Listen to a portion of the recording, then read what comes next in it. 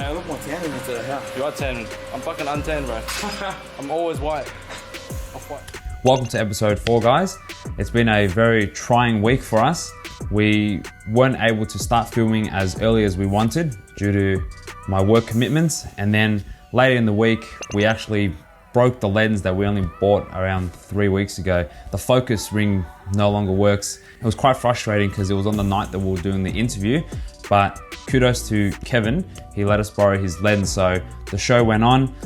But this weekend we were able to upgrade our lenses. We now have a wider angle lens, so it's a different look to the one we normally have, and we also upgraded the normal one as well. Look, I think this week was definitely a test. It tests pretty much what I preach, and that these hurdles are just hurdles, and we need to think of ways to overcome this hardship. We can't let these things affect us. Normally we have around 6 days to turn around an episode, and that includes planning, filming, and editing. This week we only have about 2 or 3 days, and I'm filming this on Saturday. We still haven't started any of the editing.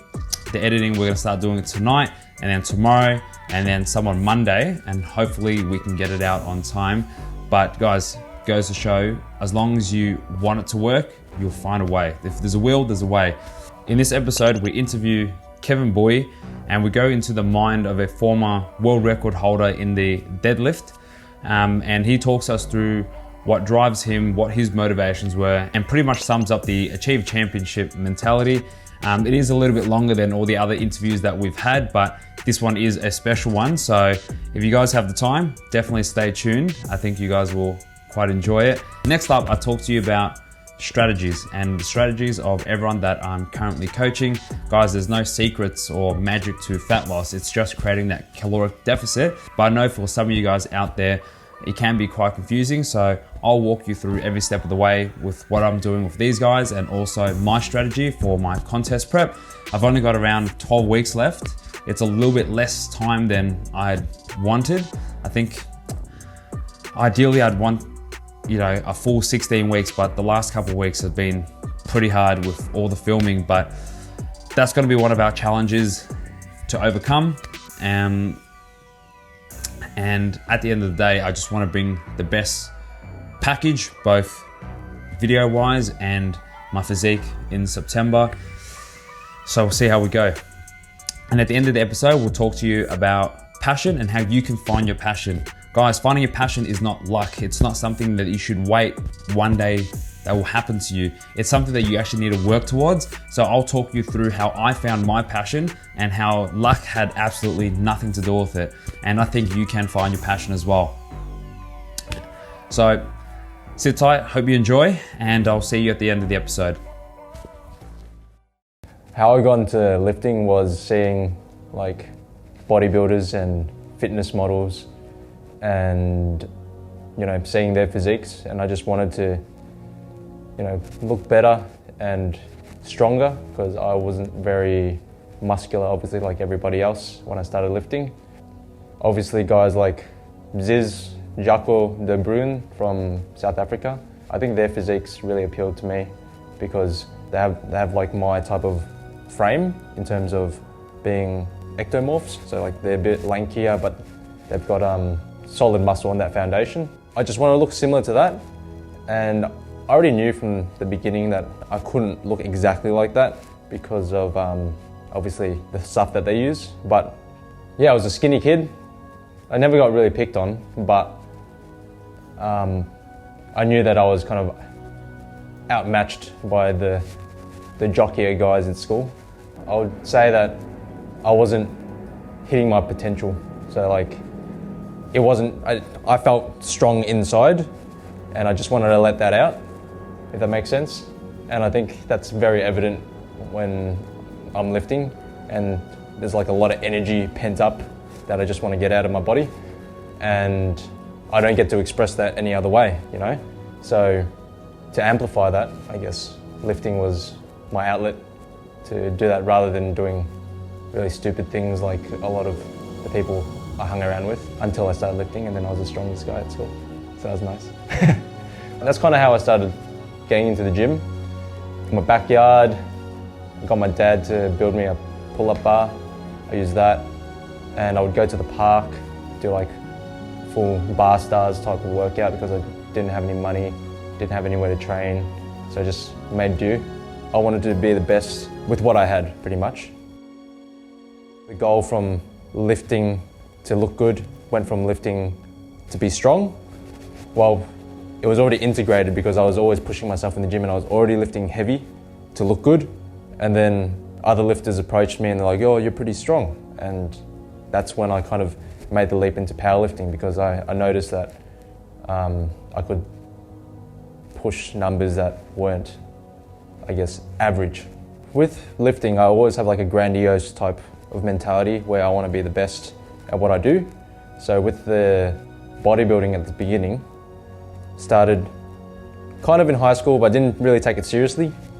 And then as I progressively gotten stronger, I entered a powerlifting competition at the gym, a local amateur powerlifting competition where I deadlifted 230 kilos for the first time. Terrible form. At the time, I couldn't even afford a powerlifting belt. I had like a crappy belt that you can buy off the gym mall, and I stuffed like a hoodie in between myself and the belt to make it tighter, and my form was terrible. Everything was a bit, yeah, I was an amateur. Those people noticed me and they were like, yeah, you're pretty strong, you could probably do big things. And I was like, interesting. So I looked more into the sport of powerlifting, and right away, I think from day one, I was like, I'll break the national record. And then as I gained momentum and I got closer to the national record, I hadn't even competed yet, and the national record was 285.5 kilos, and I believe I lifted 286 at my first competition. Pushed past the national record in the gym. I was like, immediately, I'm going to go for the world record. I believe I hit my first 300 kilo deadlifting competition, I think 6 months later, a year later, and that was the competition that secured my position at World Championships in Killeen, Texas. I got to World Championships. This is Kevin Bui. This is for a world record. Come on, Aussies! This for 2 world records in successive lifts. He's fighting it. Oh my God, he's got it. What do they say? 3 white lights for Kevin. Probably one of my best experiences because that was the goal from the very first day. And I knew before I even got on the plane that I was going to break the world record. Like, I think that's an important thing, especially if you want to be good at what you do. You need to visualize and you need to believe that you can do it before you even do it. Because any doubt, especially on the world stage, you will mess it up. And funny I say that because I did mess up on the next time I went to World Championships. So, because there was doubt. But I think the most important thing from lifting is the failures, because if I didn't fail nationals, I wouldn't have gotten hungrier and I wouldn't be as driven, do you know what I mean? When I did break the world record, it felt like a lot of weight was lifted off my shoulders because it was the goal that I had from the very beginning, I felt like everything that I've done to get to that point was worth it all, And I think that's what a lot of people need to realize, that the journey is the most important part, because everything that I did in between, I feel like I enjoyed more than actually breaking the world record. It's not that interesting to break the world record. That was the biggest achievement in my powerlifting career. I usually fail a lot of the times when I aim for big numbers, and I fall short a bit, so I aim for 350 kilos, and for the longest time I was hitting 330, 2 years. And then recently I hit 345, and it was just from consistent back and forth, me with the bar, failing over and over. I failed 340 over 6 times, I think. I think the failures are what get you, and for me, when I fail, it makes me angrier and more driven. Every time I fail, I want to do better. And that's one of the other driving factors which, keeps me driven. I tore my lat last year and it wasn't my first injury. And a lot of people who do powerlifting do get injured. It's a sport where you push your body to the limit. So I'm no stranger to injury. I've torn my pec, twice here, once here. I've torn my hamstring and it was my lat this time. And I'll tell you what, each time when you're just getting back into the lifting, you're very nervous because you know how painful it was and you're cautious coming back into it. And the way that I tend to recover is I take a complete break off for like 2 weeks and I do a lot of stretching and I do very light resistance. If you really, really want something and you are somewhat still capable, still give it a go. And I still had something to prove to myself. So I went and I feel like I trained even harder. Some days you just feel completely disheartened, especially on the days you've hurt yourself. Some days you just can't even fucking move. Like the weights just don't move the way that you feel like they should. You just feel like you're tired, exhausted. You wonder if you're ever gonna fucking get there. And you just have to understand that like motivation is not enough, right? Because motivation runs out. At those points, you're no longer motivated, but you do it anyway. So I'll come in and repeat the process even though I'm feeling down, and with that consistency, it carries on and your momentum will start to build up again, and then you'll get more confident, and then your motivation will start to peak again, and then that's when you start to succeed. Consistency, even when you're not motivated, is what gets you where you need to go.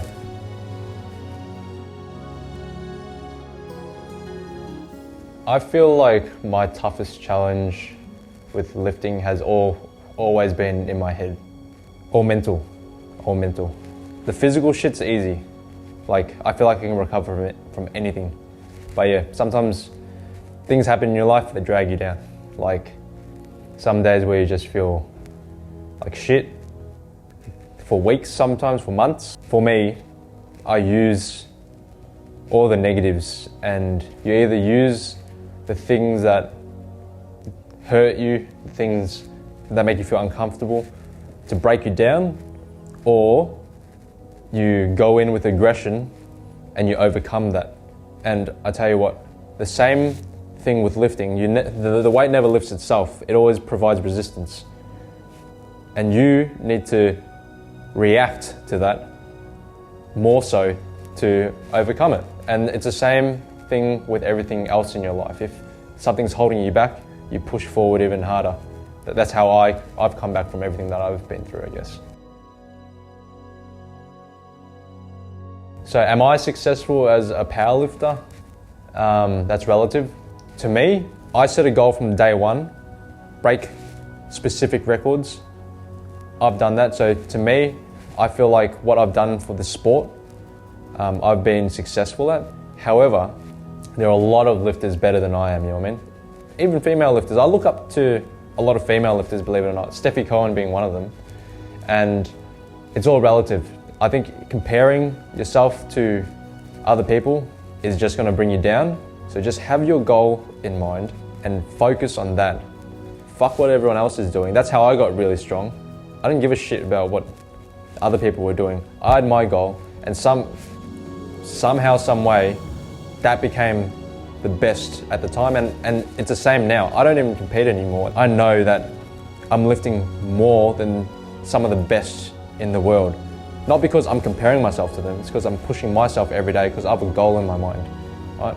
I don't think the best in the world at whatever they do are like losing sleep over what other people are fucking doing. They're pushing themselves to the next level every single day. So be in your own head and get better at what you do.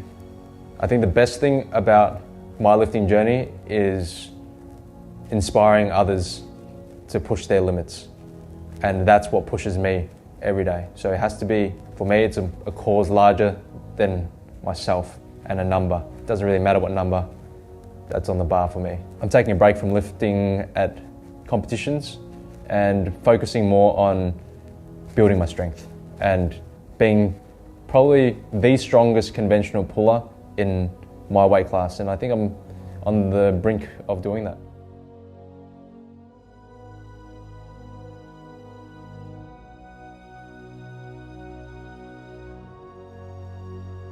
What I'm going to be doing today is taking you through the current strategies of everyone that I'm currently coaching. Just a few notes before I go through what I'm planning for everyone. The basic strategy for all of them is pretty much the same. I've started them on as high calories as possible. Starting point for males would be 2,500 calories and for females 2,000 calories. Of course, everyone is going to be different. However, these are good starting points. And then once we get them on those calories for about 2 weeks, they'll report to me with their weekly average, and then I will then measure their net weight difference. And from then I'll decide whether they need to increase the calories or decrease the calories. One of the issues when people diet is they go in a massive deficit too quickly. They'll be on 1,500 or 1,600 calories, and what happens is their metabolism starts to adapt and their weight loss actually slows down. So just because you're decreasing your calories, it doesn't mean that you're increasing your deficit. Because if your calories are going down, but your activity and your NEAT is also going down, then your net deficit is close to zero. So it's important that we get the calories as high as possible so their body's used to burning more calories, and we try to create the initial deficit with cardio and then decrease the calories as a last resort. We started our 16-week episode series at the start of June, but a week before that, I actually got everyone to go on their starting calories. The first person I'm coaching is my girlfriend, Hang. I got her to start off on 2,200 calories. She was training 4 to 5 times a week. So after 2 weeks of her tracking her calories on 2,200, there was actually no net movement between her weight between week 1 and week 2. What that tells me is, based on her activity for those 2 weeks, 2,200 was approximately her maintenance calories. So to initiate the cut, on week 3, I put her on 2,000 calories. Her weight actually increased on week 3, and during that week, we didn't actually get to train the 4 to 5 times a week. I think we were closer to 3 or 4 times. And in addition to that, we actually ate out a few times as well. It's just with all this filming, we were against time, but we still try to make it work. We try to estimate as much as we could, but this isn't indicative of any weight gain. It's probably just water retention from eating the foods that she's not normally eating. So for next week, what we'll be doing is putting her on 1,900 calories, seeing how her weight moves from there.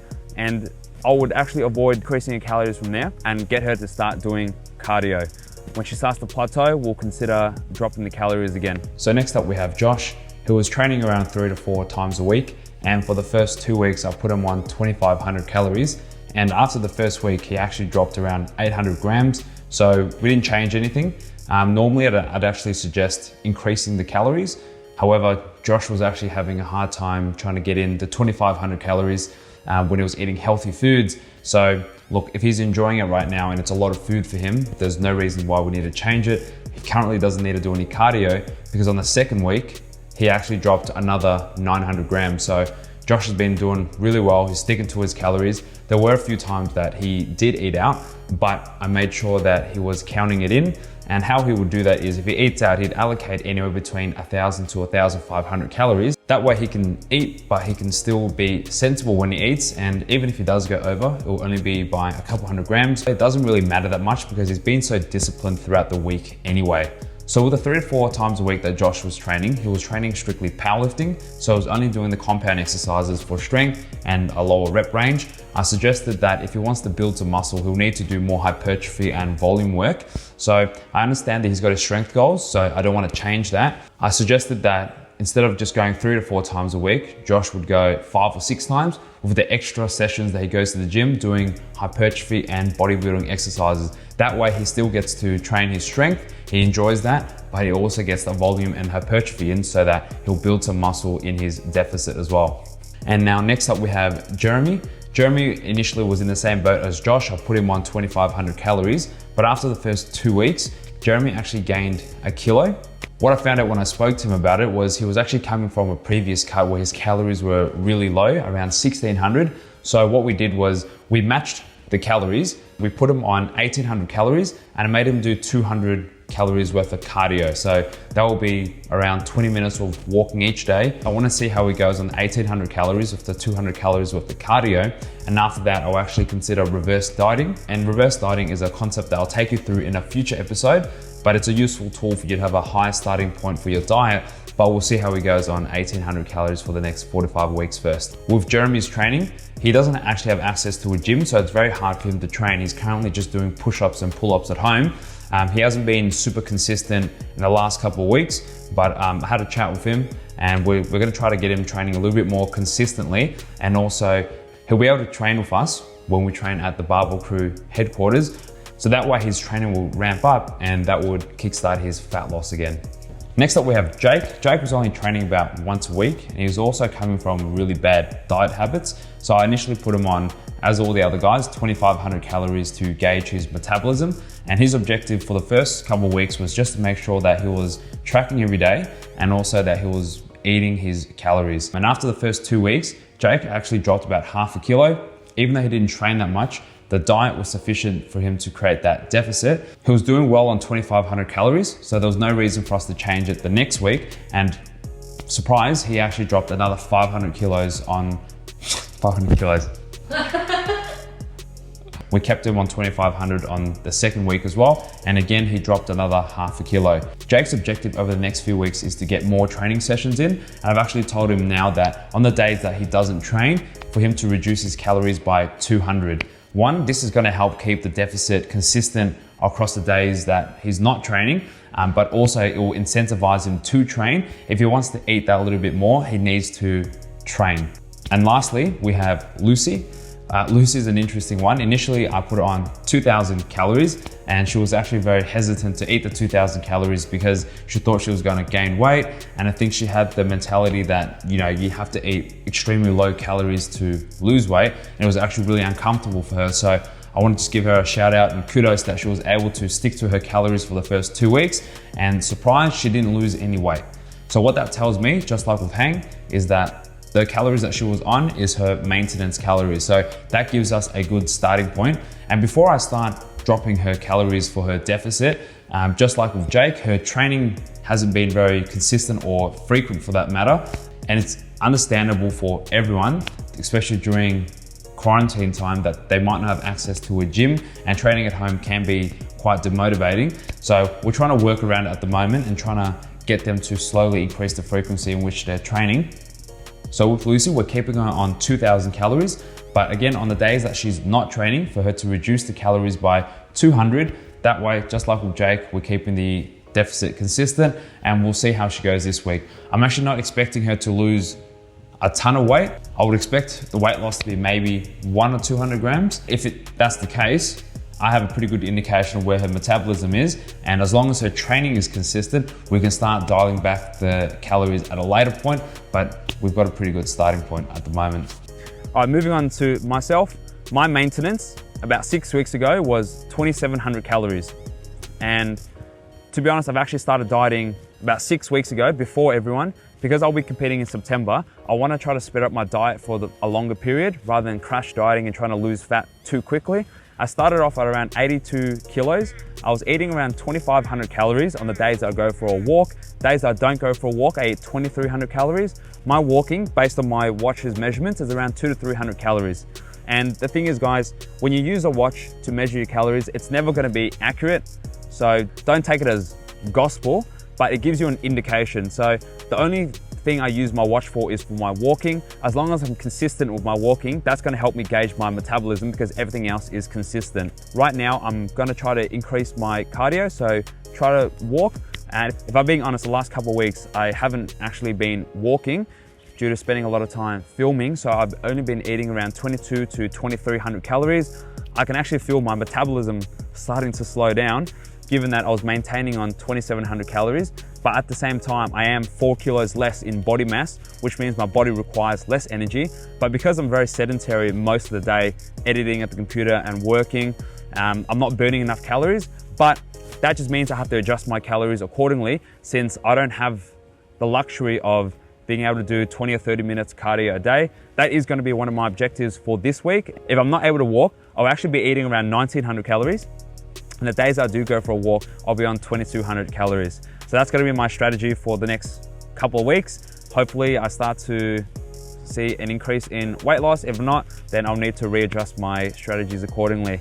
So guys, that's just a bit of an update on what I've been doing for these guys that I'm coaching. I'm sure some of you guys can relate and use these as a starting point. Like I mentioned, all these numbers are arbitrary, and the reason why I want to share everyone's progress is there's really no secret to fat loss. It's just creating that deficit, and you can either create it through diet or cardio. As my personal preference and as a coach, I prefer to create that deficit through cardio. I think it's much more effective because you're less likely to be metabolically adapted, since you're forcing your bodies to expend calories to move. And like I mentioned, guys, stop trying to find the easy way out. You got to work hard for it. If it's easy to lose weight, everyone would be shredded and no one would be overweight. And at the end of the day, if you're overweight, it's from months or years of nutritional abuse.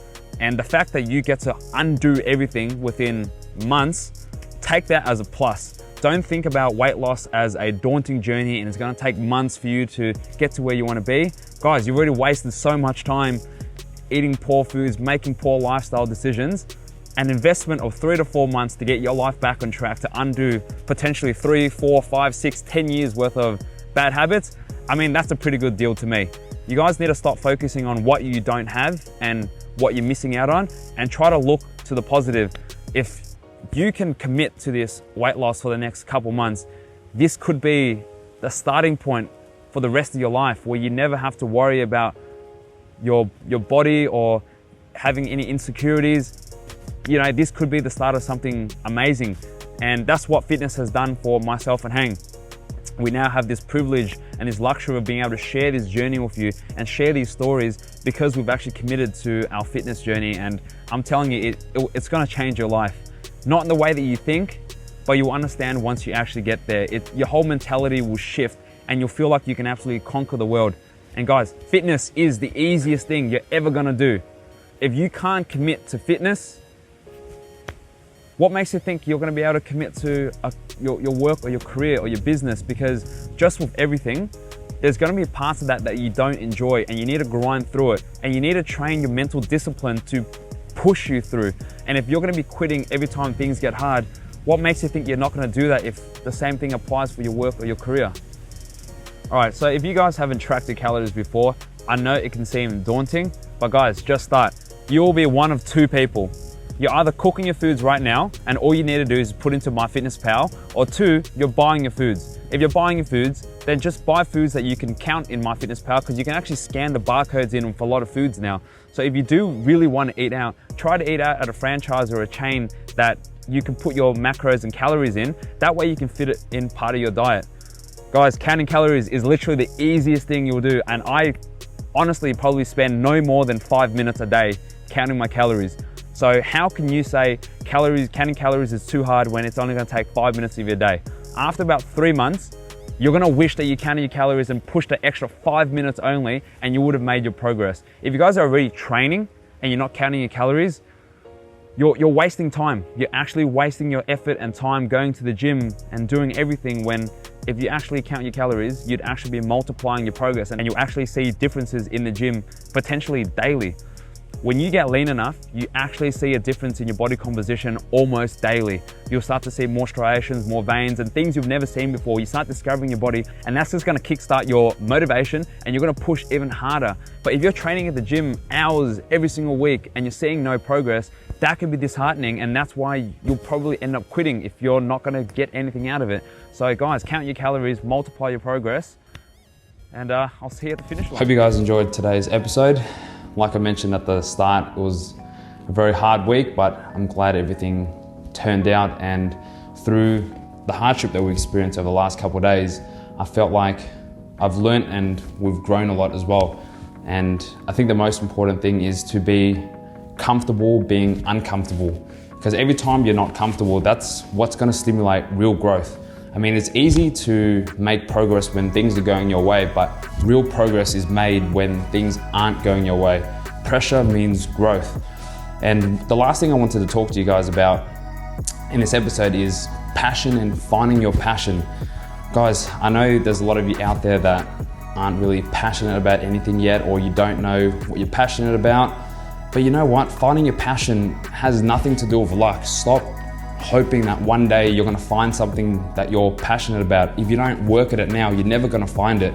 And this is our passion, you know, training, recording. I found a love for videography because it was a way of me being able to express myself and share other people's stories, capture that exact moment in time. And I didn't find this passion by luck. It's through years of diligent hard work in everything that I did. And now that I'm ready to actually start something, I've accrued all these skills over time that I wouldn't have had if I didn't try in everything I did. I have the ability to communicate from my previous sales jobs. I have, you know, in my full-time job, I'm actually a project manager. So that translates to being able to treat every episode as a project and breaking a big project into smaller steps and achieving something much greater. I think I've had passive knowledge from photography and videography ever since I was in high school. And you know what, for the last few years, I've been watching tutorials on YouTube and not really recording anything. I just enjoyed it. It was just something that really appealed to me, and I just spent time passively learning. And now that I'm committing to something, I have that subconscious knowledge almost. For some people, they might think that's luck, that, oh, you know, it's these 4 or 5 things that I'm good at and I can combine it to one. But no, I've actually had to spend a lot of time mastering all my crafts. And if you guys don't have anything that you're passionate about yet, you need to push harder in everything that you do. Treat it like another one of life's obstacles, because at the end of the day, it's just gonna be more experience. And when you actually need those skills, you can call upon those skills. And if you're so busy, you know, quitting every time things get hard, for example, your job right now, you might hate your job and you might think that you're worth more than your job. Prove it to yourself, prove it to those around you, prove that you're worth more, provide more value than your actual role. And you know, over time, you're gonna realize that you have all these skills, and that's how your passion is gonna grow for something. Typically, people are passionate about what they're good at. And if you guys aren't good at anything, how can you be passionate about anything? If you're not making the most of the next few years, mastering everything that you do and just quitting every time things get hard, over 3 years, all you're gonna do is just quit and start something, and you have no passion, you have no skills, you haven't spent that time mastering your discipline. Guys, discipline is a common denominator to everything. It doesn't matter if it's fitness, your work, your career. You train your discipline and it's gonna pay off in the long run, because you can apply that discipline to anything. Let's circle back to what we consider success. What would you consider a better success story, right? Here's 2 examples. Example number 1, I started a business and it took off and it did pretty well. Number 2, I started a business, I turned over no profit for a year. All my family and friends were telling me to quit. I believed in my brand, I kept going, I kept pushing forward. I thought of new ways to improve and how to get better. And now I'm turning over X amount a year in revenue, blah, blah, blah. Which one's a better success story? People who wish upon success without wishing hard work and going through the grind is no different to wishing that you're gonna win the lottery. Stop treating success and passion like it's the lottery. It's something that you need to work towards. You need to consciously and actively work towards it. Master everything that you do so that when you're ready to start something, you have all these skills accumulated and accrued over time and it's ready to go. In any field, we have access to the internet and we can learn all the skills that we need that, you know, years ago would cost thousands of dollars for an education, and you can actually find all this information online. And it's normal to be bad at things, right? It doesn't matter where you start off. It matters how you progress. People aren't failures, they're just quitters. No one starts off doing something and being absolutely amazing. Well, maybe there's some, it's very rare, but that doesn't really apply to most of us. And, you know, we didn't know how to record weeks or months ago, and we just put in the time and effort to make something out of it, and we developed a passion, and it wasn't luck, it was because we wanted to get better at it. We saw the value in how recording videos can translate into where I want to be in my life. And you guys can find that as well. But if you're quitting every single time things get hard, you're never ever gonna find it. And I don't know if you guys can tell, but we make these videos because we love it. You know, it's fun. I look forward to making the next episode. It's exciting just to think how I'm gonna improve my next episode and the next episode. And after I'm done every single episode, I just think like, this is the best that I've ever done. I don't know how I'm ever gonna be able to match it, but I welcome that challenge. I welcome that uncomfortability. And if I'm being 100% honest with you, I actually feel uncomfortable and unsettled every single day, uncertain whether if I can deliver a product that is up to my standard or it can match what I did the week before. But that's how we grow, right? If we're too busy basking in our progress that we've made in the past, we're never gonna grow. Always look forward, seek to improve, and that's how you're gonna find your passion. So that's all we have time for today. It is a longer episode than all the other ones. We hope you enjoyed it. Gyms are starting to open up in our area, so I think over the next few weeks, you'll see more of us in the gym. I'll actually do more training tutorials. So let me know down below what you guys want me to feature. And we have Chef Hang. She'll be taking you guys through heaps of recipes. So let us know down below what foods you want us to cook. Yeah, that's it for today. Like and subscribe if you haven't already, and see you next week. Remember guys, achieve championship. Let's go.